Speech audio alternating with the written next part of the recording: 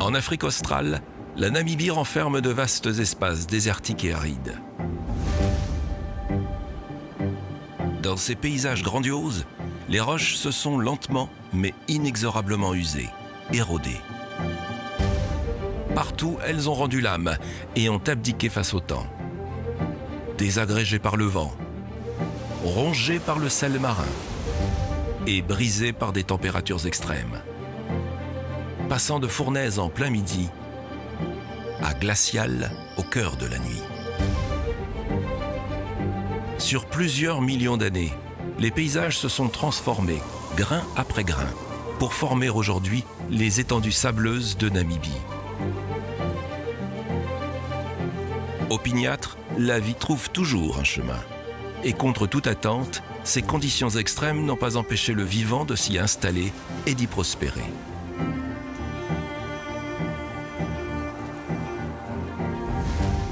Les espèces sauvages ont trouvé leur place, que ce soit au milieu des sables du désert du Namib, le plus ancien désert de la planète.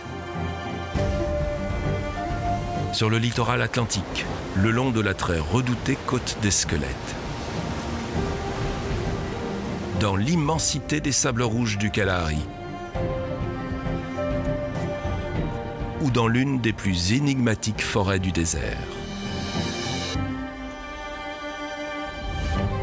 Partons à la découverte de ces territoires uniques, parmi les plus austères et les plus arides du continent africain, où, comme par miracle, la vie a réussi le tour de force de s'implanter et de subsister. Partons au cœur des sables de Namibie.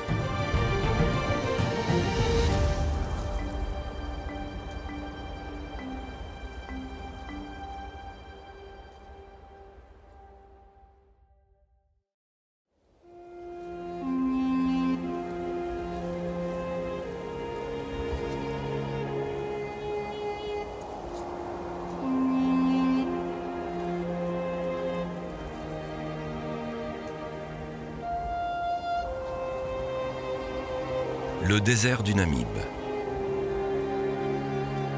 Ces dunes de sable sont parmi les plus hautes du monde et leur couleur ocre-rouge témoigne de leur richesse en oxyde de fer, mais aussi de leur grand âge.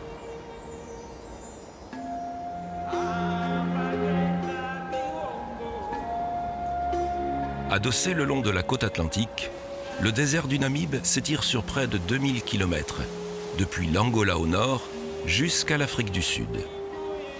Cette bande côtière de 60 à 200 km de large comporte de vastes étendues rocheuses et sableuses.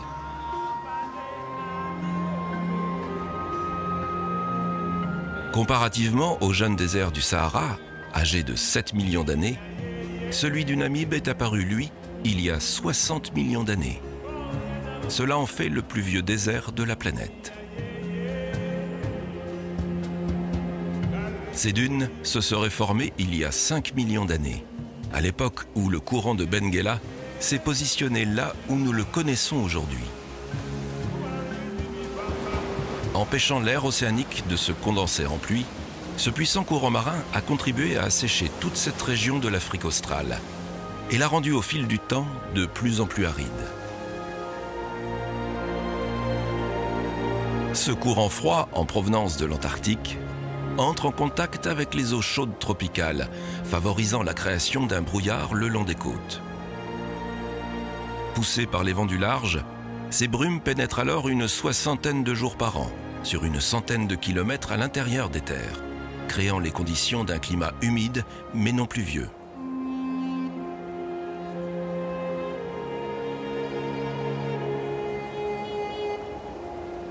Le brouillard du désert peut apporter selon la saison de 1 à 10 litres d'eau par mètre carré et par jour. Ces brouillards favorisent ainsi le maintien de végétaux très spécialisés et d'animaux totalement adaptés à cette région du globe.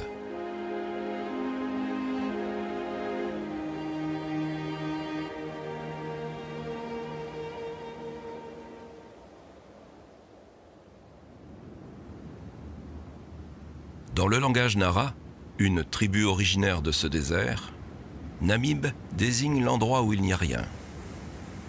à première vue seulement. En cette fin de matinée, le soleil poursuit sa course à l'assaut du ciel. Désormais, ses rayons atteignent le sol de manière plus verticale, plus directe, faisant rapidement grimper les températures. Des brouillards matinaux ne restent plus que de vagues souvenirs. Lorsque le soleil atteindra le zénith, les températures à la surface du sable deviendront alors hors normes, proches de 70 degrés Celsius. Un enfer. Mais comment diable la vie peut-elle surmonter pareille épreuve? Dans ce désert, un animal pesant moins d'1 gramme a pourtant su relever le défi.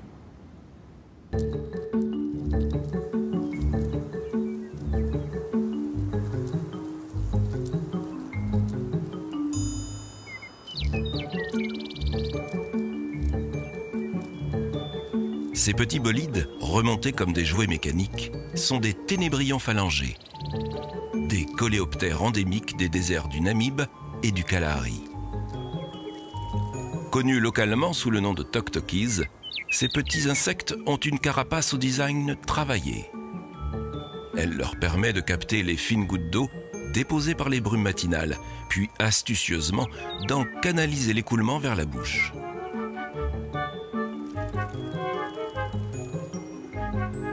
Recordman de vitesse toute catégorie chez les insectes au sol, ces ténébrions affichent au compteur des pointes à plus de 4 km/h.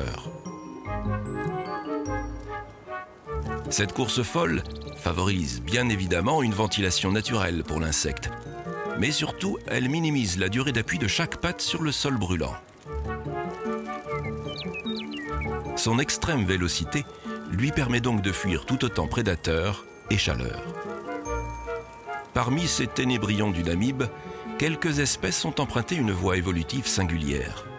Leurs pattes se sont allongées démesurément.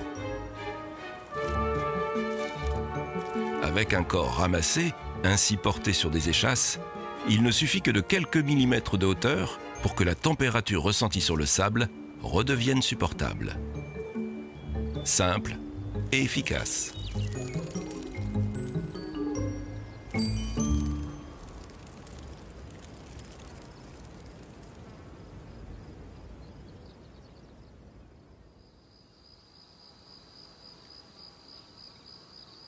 À cette heure du jour, quelques zones sont encore épargnées par les rayons du soleil. Sur le côté ombragé des dunes, la vie a repris possession des lieux. Pour un reptile, c'est le bon moment pour se mettre en marche.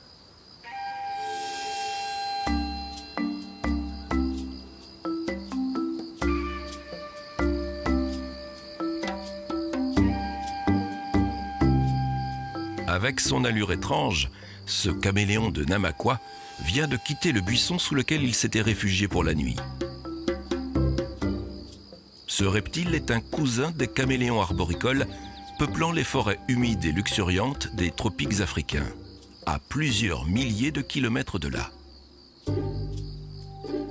Mais le Namaqua est un caméléon terrestre, et surtout c'est un dur à cuire, totalement adapté au milieu désertique du Namib.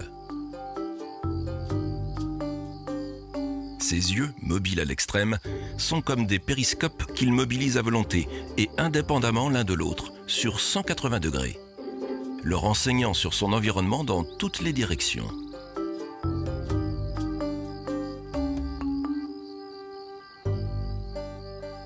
Ainsi équipé, le caméléon peut traquer ses proies, comme les larves des petits scarabées du désert.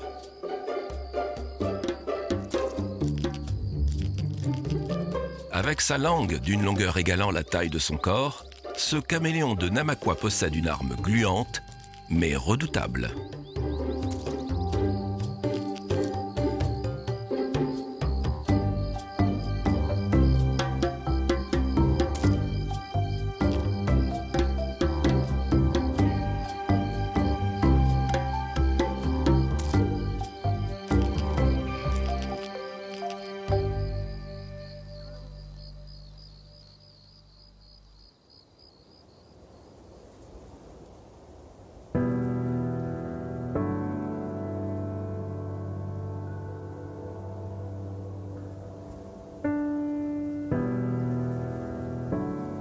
La démesure de ces paysages procure aux Namibes une beauté austère et envoûtante.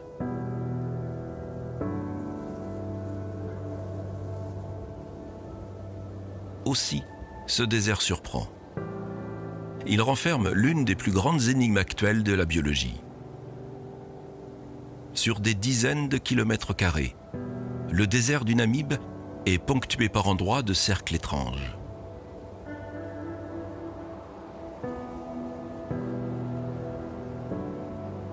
Au niveau du sol, ces structures passeraient presque inaperçues.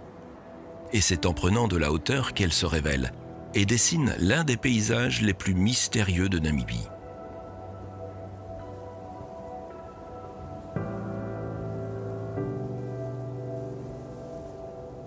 Une succession de cercles de 2 à 15 mètres de diamètre se dessine sur le sol de la savane. Délimité par une couronne d'herbes hautes, le centre de ces cercles est dénué de toute végétation, laissant le sable à nu. Dénommés cercles de fées, ces structures énigmatiques ont depuis longtemps intrigué les hommes qui ont multiplié les hypothèses pour en expliquer l'origine. L'un d'eux, Norbert Jürgens, biologiste à l'université de Hambourg en Allemagne, avance une explication. Les coupables pourraient bien être des termites des sables, du genre Psamothermes allocerus. En effet, cette espèce ne bâtit pas de termitière en surface, mais creuse un réseau de galeries souterrains. Selon le scientifique allemand, l'hypothèse qu'une communauté de termites soit responsable de la disparition des végétaux au centre des cercles paraît le plus probable. Ces insectes sociaux vivant dans le sol sont presque invisibles à nos yeux, mais auraient un impact majeur dans le stockage de l'eau en sous-sol et donc sur la répartition des plantes en surface.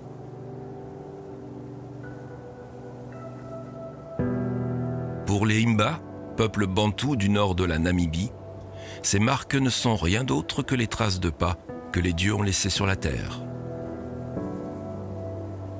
Le Namib conserve sa part de mystère.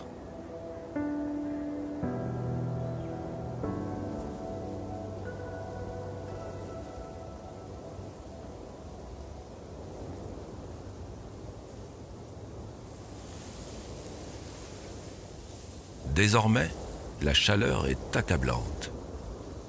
Dans les plaines, l'air surchauffé au niveau du sol fait danser la ligne d'horizon et les silhouettes qui s'y accrochent. Sous un soleil de plomb, un groupe d'oryx gazelles glisse lentement dans la poussière dorée. Ces antilopes de grande taille peuplent la quasi-totalité des milieux namibiens. Elles en sont l'emblème. Mais ici, en pleine zone désertique, leur présence est remarquable. Leur endurance exemplaire révèle leur étonnante adaptation. L'animal ne transpire pas plus qu'il n'halète, conservant avantageusement par ce fait l'eau dans son corps. Chez cette espèce de bovidés, tout est axé sur les économies, avec un métabolisme peu exigeant et donc peu dépendant des ressources en eau et en nourriture. Secret de son exemplaire réussite.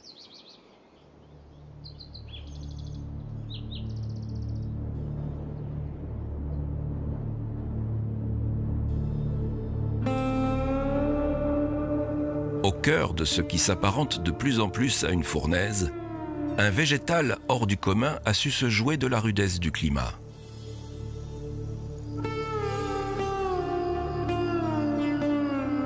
Endémique du Namib, la Welwitschia mirabilis est l'une des plantes les plus étranges de la planète.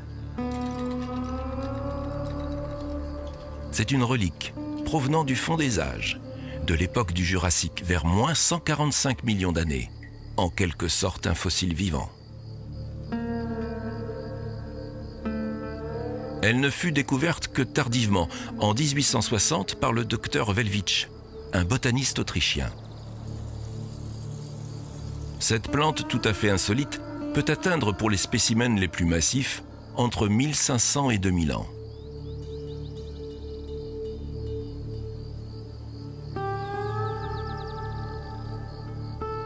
Prostrées au sol, en partie recouvertes de sable, les welwitschia n'ont pas très fière allure. Ces plantes sont portées par un tronc court et épais, tordu et à l'aspect desséché. Seules, 2 larges et uniques feuilles poussent sur la couronne, opposées l'une à l'autre. Rampantes et recourbées sur elles-mêmes, elles assurent pourtant à la plante une récolte, puis un transport vers les racines des précieuses gouttes d'eau déposées par les brouillards matinaux.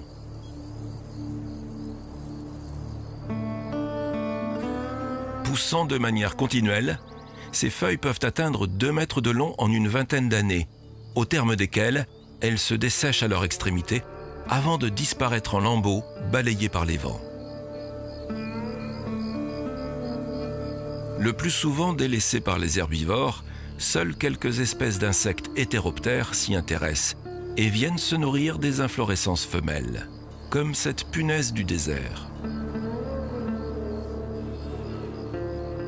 La welwitschia a su traverser les âges et nous démontre à quel point la vie sait être pugnace.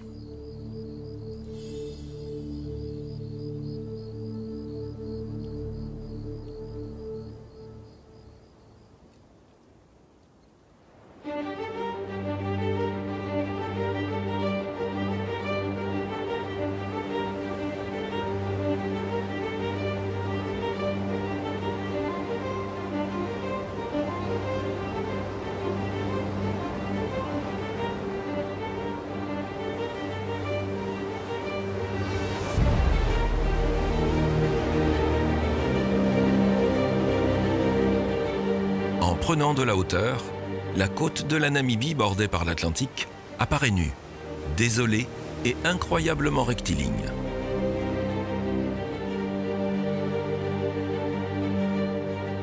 Le grand ordonnateur de cette géographie si élémentaire n'est autre que le courant de Benguela, qui se cache dans les eaux sombres et profondes au large du pays. Provenant des hautes latitudes de l'hémisphère sud, les eaux froides du Benguela atteignent les côtes continentales à la hauteur de l'Afrique du Sud. Sur 200 km de large, ce courant poursuit alors sa route en remontant vers le nord les 1500 km du littoral namibien.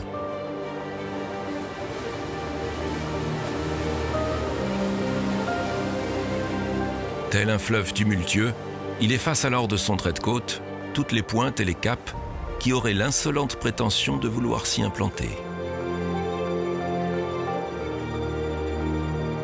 Ces étendues océaniques et ce désert de sable que tout semble opposer se retrouvent à cet endroit pour accomplir une sorte de miracle et créer contre toute attente les conditions favorables pour y accueillir la vie.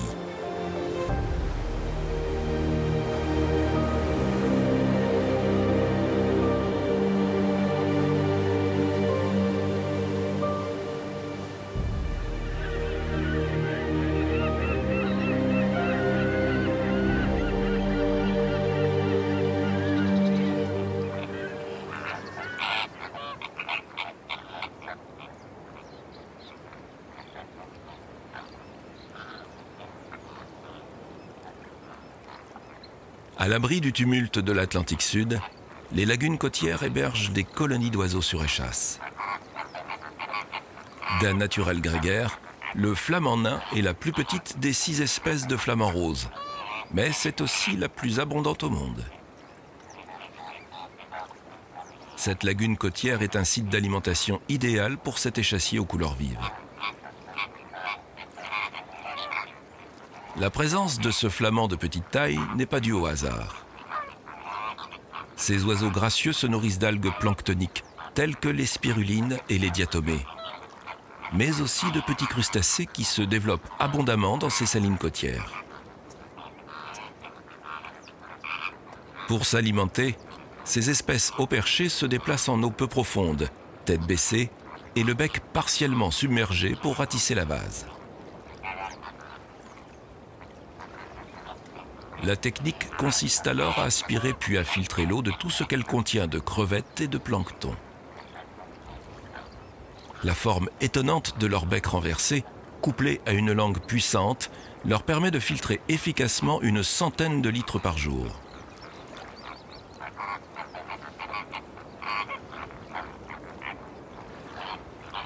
La technique diffère quelque peu avec celle d'un autre flamand habitué des lieux. Les grands flamands roses, eux, plongent entièrement la tête dans l'eau saumâtre.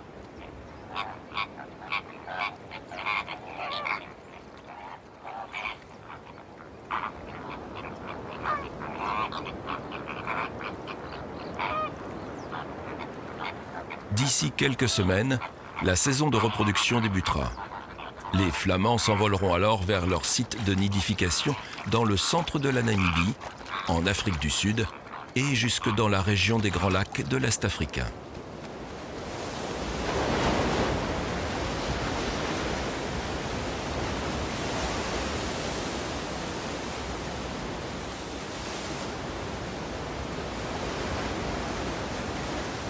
Sur le littoral, une odeur âcre et nauséabonde est perceptible.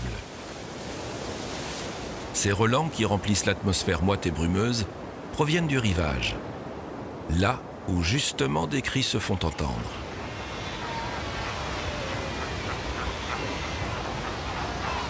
Devant l'océan, apparaît sur plusieurs kilomètres de littoral la plus vaste colonie d'otaries à fourrure d'Afrique.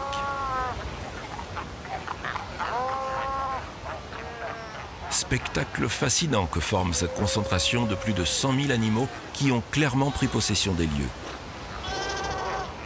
Pour l'essentiel, des femelles et leurs petits.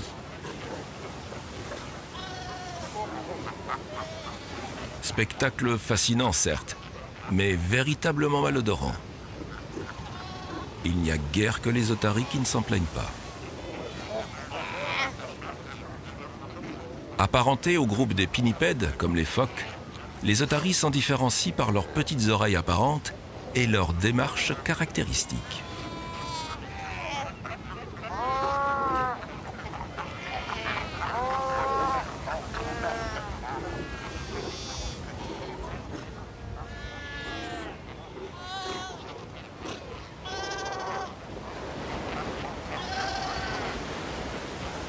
Nous sommes en juin. Et les jeunes mamans ont encore leur unique petit à leur côté. Elles continuent de l'allaiter.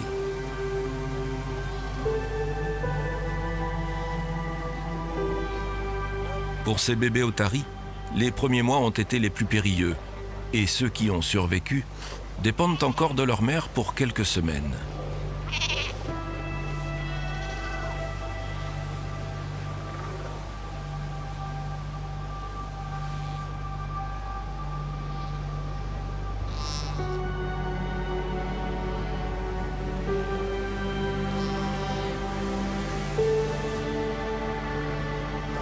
Pour les plus jeunes, l'apprentissage de la mer semble déjà bien avancé.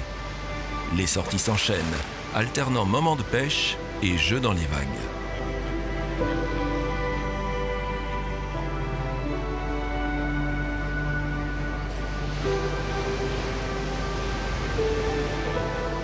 La vie semble s'écouler paisiblement, rythmée par les repos sur le rivage et la pêche au large. La présence en masse des otaries sur ces rivages n'a rien de fortuit. Les eaux bordant la Namibie sont parmi les plus poissonneuses du monde. Combiné au courant de Benguela, un phénomène d'upwelling, une remontée d'eau à la surface le long des côtes, apporte d'énormes quantités de substances minérales qui favorisent la croissance du plancton. Ce plancton assure à son tour la production d'une très grande quantité de poissons, en particulier des anchois et des sardines, le régal des otaries.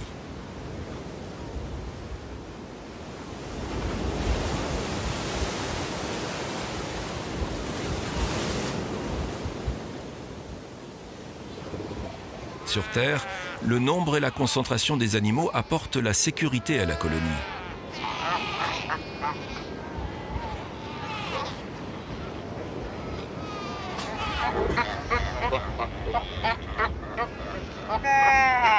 Mais il faut rester sur ses gardes. Les prédateurs ne sont jamais très loin.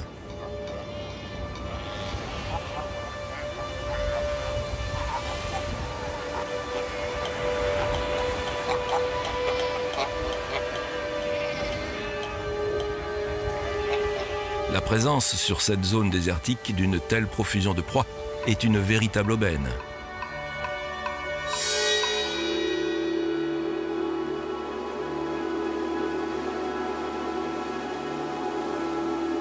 Un chacal à Chabrac s'approche de la colonie.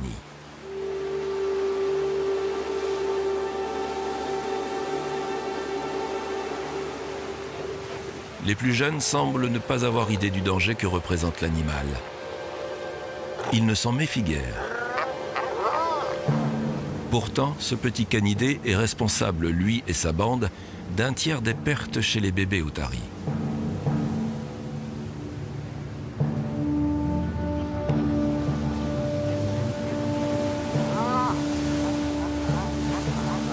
Mais le drame a déjà eu lieu, cette nuit. Le corps sans vie d'une otarie gît à même le sable. Ce matin, le maraudeur ne fait que remonter la piste olfactive, aidé en cela par son odorat très développé. Le chacal est un charognard opportuniste et sait très bien se contenter des restes laissés par d'autres que lui. Sans doute une hyène brune qui a tué et abandonné la carcasse sur les lieux du méfait.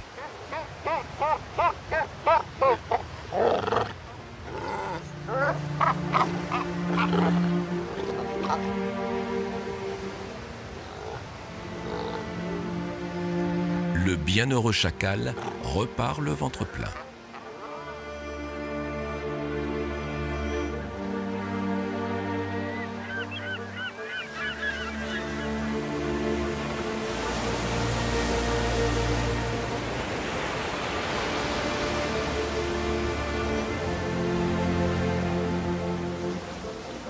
Les restes des os blanchis au soleil qui tapissent les sables témoignent des drames qui se sont joués ici.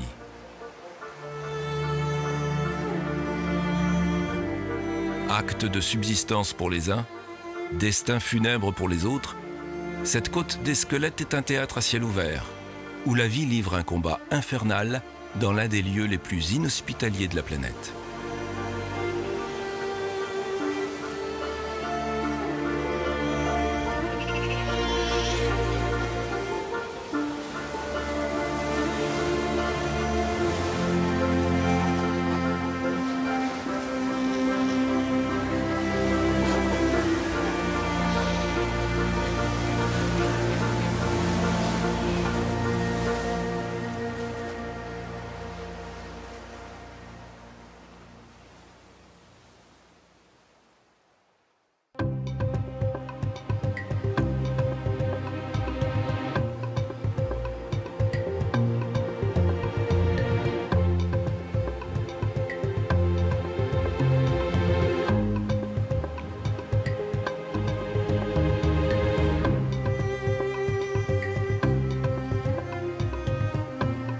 À l'ouest du pays, prend place l'autre grand désert de Namibie, celui du Kalahari.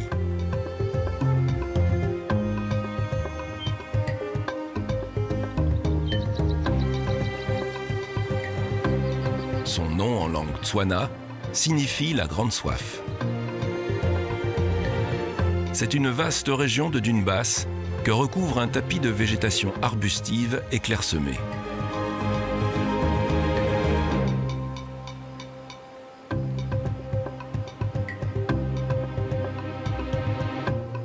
Ce désert semi-aride s'étire sur plus de 900 000 km², depuis le Botswana, qu'il recouvre presque entièrement, le nord de l'Afrique du Sud et l'est de la Namibie.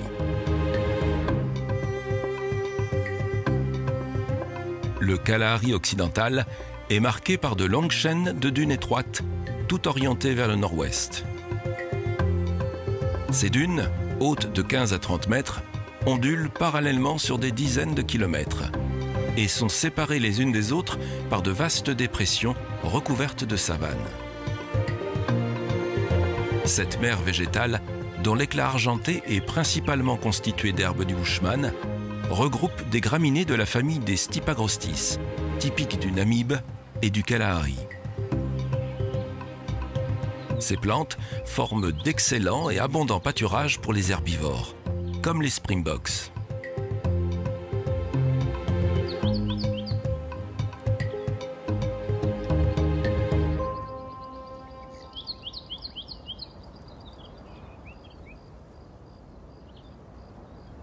Ces petites gazelles, élégantes et graciles, sont parmi les plus rapides du monde.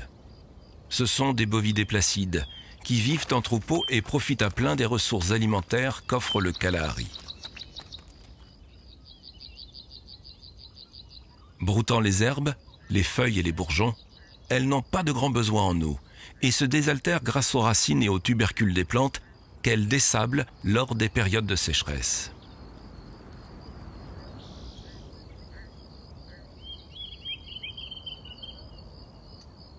Les femelles mettent bas un seul petit chaque année. Proche de sa mère qui veille sur lui, il ne lui faudra pas plus d'un mois pour égaler les capacités de course des adultes. Car dans cette savane, la vitesse est gage de survie.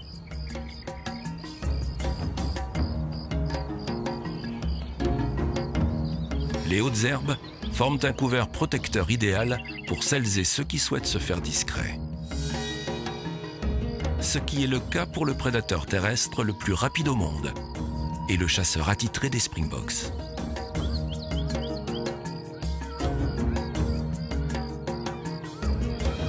Autrefois abondants sur tout le continent, les guépards formaient encore une population de 100 000 individus au début du XXe siècle.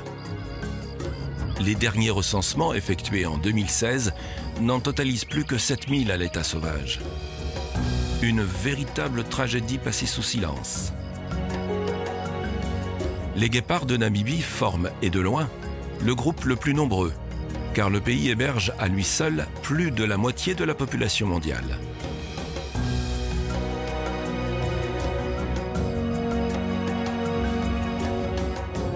Les deux frères traversent la plaine comme si de rien n'était, insouciants des enjeux qui pourraient sceller, et pour de bon, le sort de leur espèce.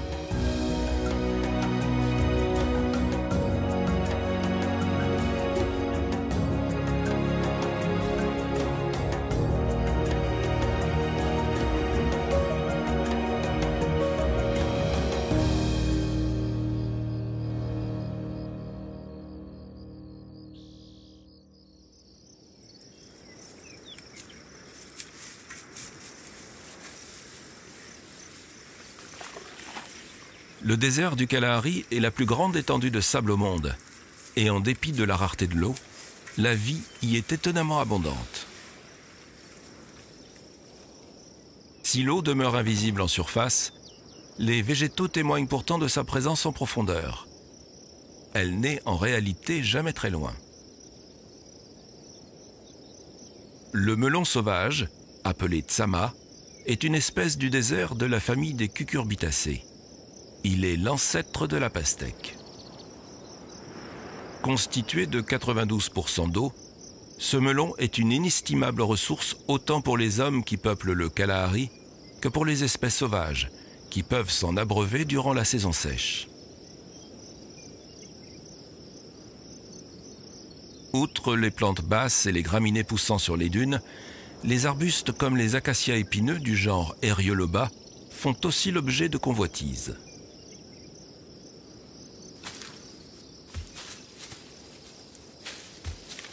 Si les acacias ont développé de longues épines acérées pour se défendre, la girafe, elle, a acquis en retour une langue préhensile, de grosses lèvres charnues et un palais très épais, afin de se saisir des branches les plus épineuses. Les girafes ont une capacité d'adaptation importante. Elles n'ont pas besoin de boire quotidiennement et se nourrissent aussi bien de branches et de feuilles que de fleurs et de fruits, d'une centaine de plantes. À la saison humide, les girafes consomment quotidiennement 70 kg de feuilles, principalement d'acacia. En saison sèche, lorsque l'arbre est à nu, elles peuvent se contenter de 10 fois moins de nourriture, n'ingérant alors que 7 kg de ces petites fleurs jaunes.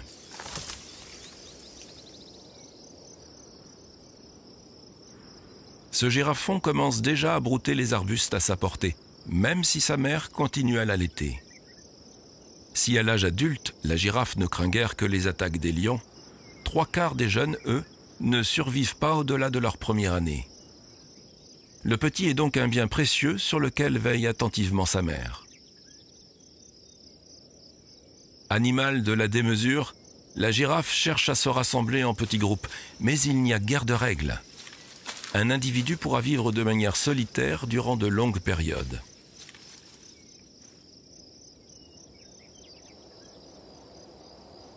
Contrairement à la girafe, un petit animal a fait le choix d'affronter en groupe ces vastes étendues de sable en optant pour une vie communautaire et coopérative.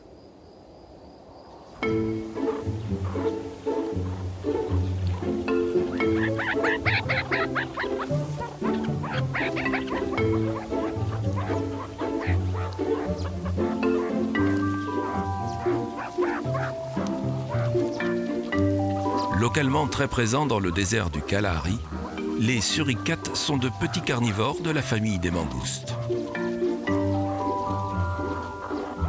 Ces animaux grégaires ont acquis la faculté de vivre dans l'un des environnements les plus rudes sur Terre.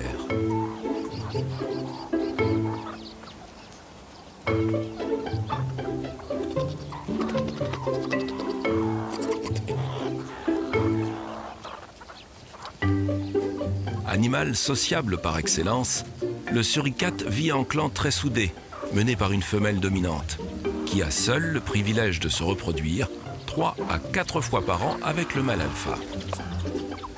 Les femelles subordonnées, elles, ne se reproduisant quasiment pas. Mais leur rôle est vital, car elles contribuent à élever les petits et à les surveiller lorsque les parents sont absents. Naissant sourds et aveugles, les suricates ont besoin d'un maximum d'attention durant les premières semaines de leur vie. Ainsi, la troupe s'agrandit rapidement et voit plusieurs générations se côtoyer dans le même terrier. Les grandes sœurs s'occupent des plus petits, les tantes et les oncles de leurs nièces et de leurs neveux.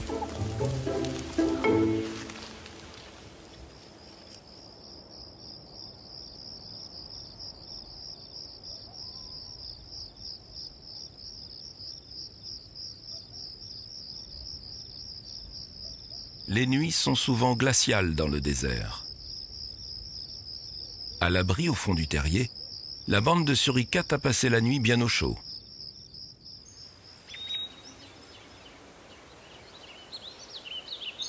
La sortie du nid se fait très progressivement.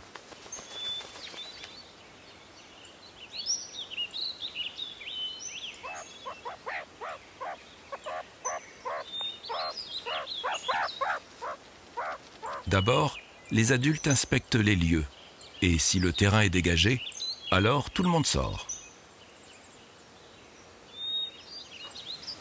Lors du réveil en famille, chacun reprend peu à peu ses marques et se regroupe pour se réchauffer au doux soleil du matin.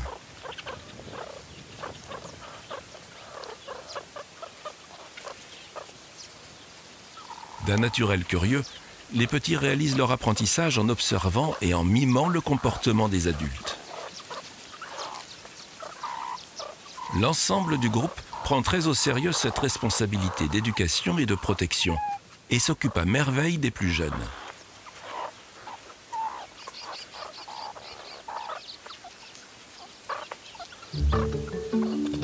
Le signal vient d'être donné. En route pour le casse-croûte. Menée par les adultes dominants, la troupe au complet part chaque matin à la recherche de nourriture sur son territoire. Insectivore, il fouille le sable à la recherche de toutes sortes de larves d'insectes, de mille-pattes, mais aussi de scorpions au venin redoutable, mais pour lequel ils sont immunisés. Les adultes nourrissent les plus jeunes qui découvrent de nouveaux goûts, avec des insectes croquants à souhait. Ces suricates sont de fameux terrassiers.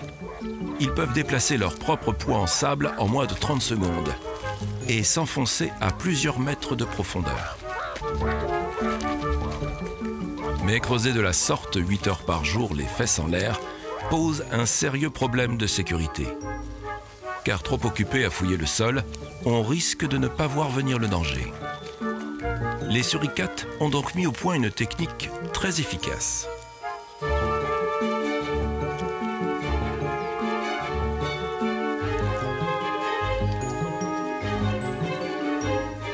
À tour de rôle, les adultes cessent de s'alimenter et endossent le rôle de sentinelle. Ce rôle, le suricate le prend très au sérieux, car il en va de la sécurité du groupe. Le danger pouvant venir de n'importe quelle direction, surtout du ciel. Il assure ainsi au reste du clan une tranquillité d'esprit dans sa recherche de nourriture.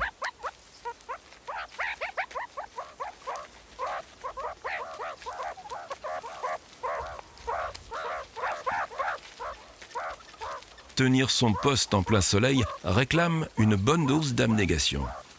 Et le suricate n'en manque pas. Il peut tenir ainsi durant plus d'1 heure. Mais au milieu de ces hautes herbes, la vue ne porte pas toujours très loin. Une branche ou un buisson devient alors un bien meilleur poste d'observation. La répartition des tâches au sein du groupe est une pratique fondamentale chez les suricates, leur assurant les meilleures chances de survie.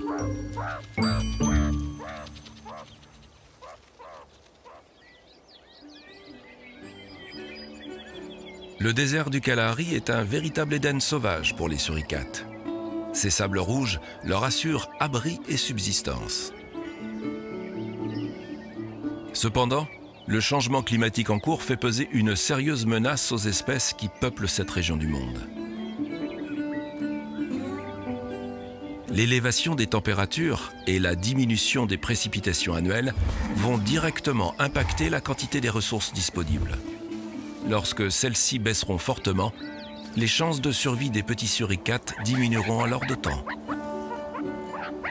L'espèce n'aura alors d'autre choix que de faire preuve d'adaptation. Une adaptation à marche forcée.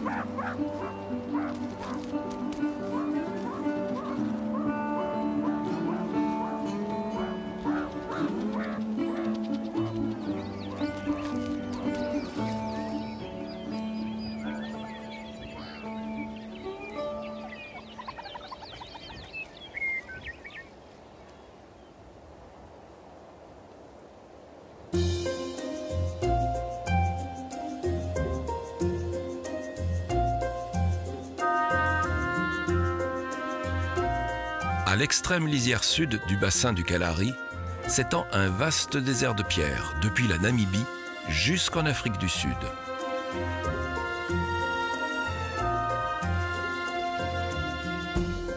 Dans ces paysages de chaos de roches anciennes, prend place l'une des forêts les plus étranges de la planète.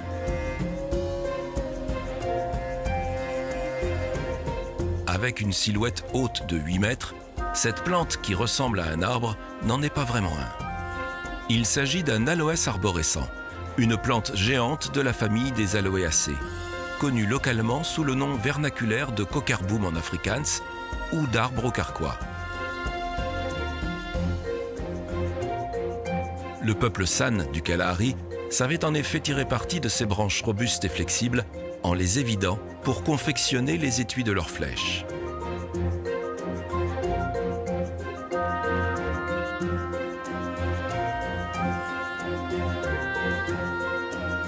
Cet aloès pousse ordinairement de manière isolée, mais à cet endroit, l'espèce se développe naturellement en très grand nombre. Cette concentration remarquable forme ici l'une des rares forêts d'arbres à carquois du sud de l'Afrique.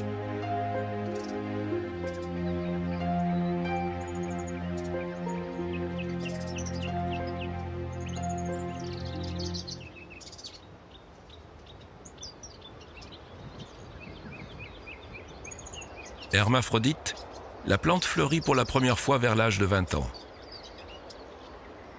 Ces belles inflorescences en grappes dressées à l'extrémité des branches est une véritable aubaine pour les oiseaux. Un groupe de Swimanga fuligineux a trouvé là son petit déjeuner idéal.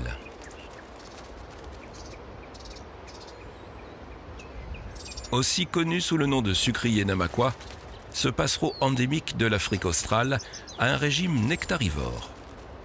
La forme de son bec lui permet de pénétrer profondément la corolle des fleurs.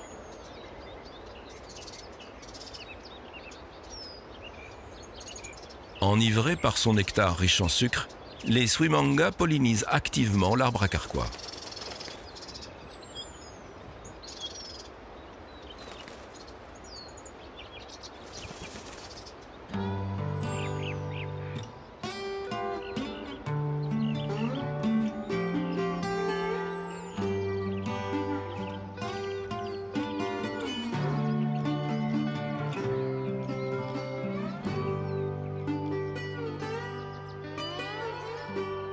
Au pied des Kokerboom, d'énormes rochers de dolérite offrent d'innombrables cachettes.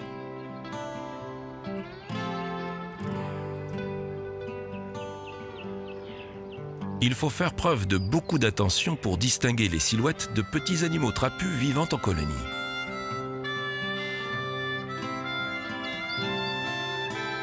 Une fois l'œil habitué aux formes et aux couleurs, apparaissent les premiers individus. Ce sont les damans des rochers, habitués des zones rocailleuses.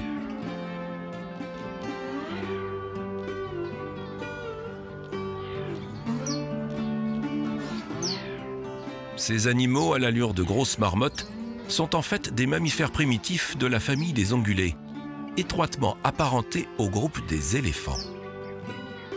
Comme eux, les damans possèdent des défenses, bien plus modestes bien sûr, mais se développant également à partir de leurs incisives, et non des canines, comme chez la plupart des autres mammifères portant des défenses.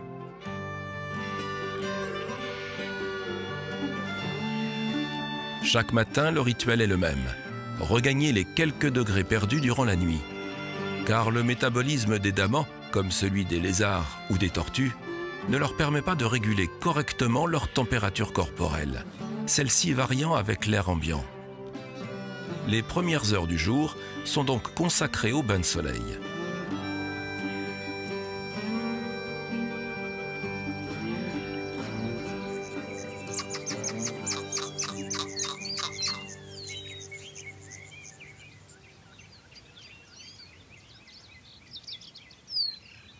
L'emploi du temps de ces petits animaux est basé sur les économies d'énergie. 90% de la journée est consacrée au repos. Ce sont de véritables spécialistes de la sieste à toute heure. La faim commence à tirailler les appétits. Les animaux partent donc en quête de leur unique repas de la journée. Ils rejoignent pour cela les zones arbustives en contrebas de leur habitat. Bons grimpeurs, ils savent monter aux arbres pour se nourrir des feuilles d'acacia, tout en évitant habilement leurs longues épines.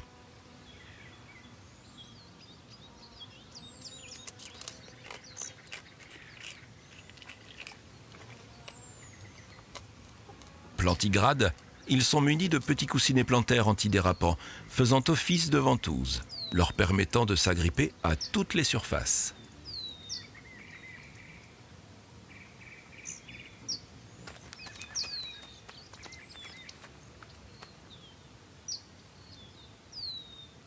La bande, composée de femelles et de jeunes, est sous la bonne garde d'un mâle dominant qui veille sur l'ensemble du groupe. Les petits restés dans les pierriers demeurent sous la surveillance d'un adulte.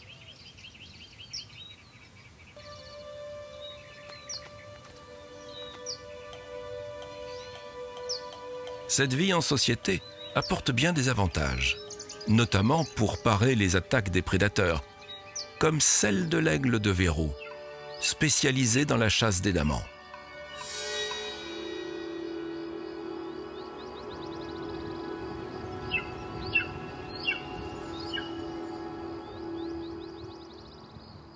À l'approche du rapace, toute la bande rejoint les abris, sauf qui peut.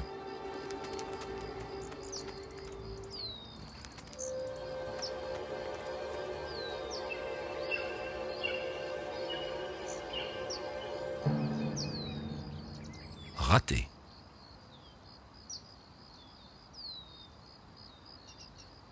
Les damans qui habitent la forêt de Kokerboom n'ont pas conscience des changements qui affectent le climat de leur région.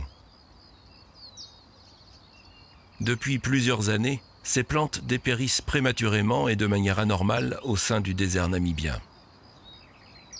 Le réchauffement climatique, touchant également cette partie du monde, soumet l'arbre à carquois à rude épreuve. À tel point que depuis une dizaine d'années, l'Aloe dichotoma a rejoint la liste des espèces les plus affectées par l'évolution du climat, aux côtés du gorille de l'Ouest et de l'ours polaire.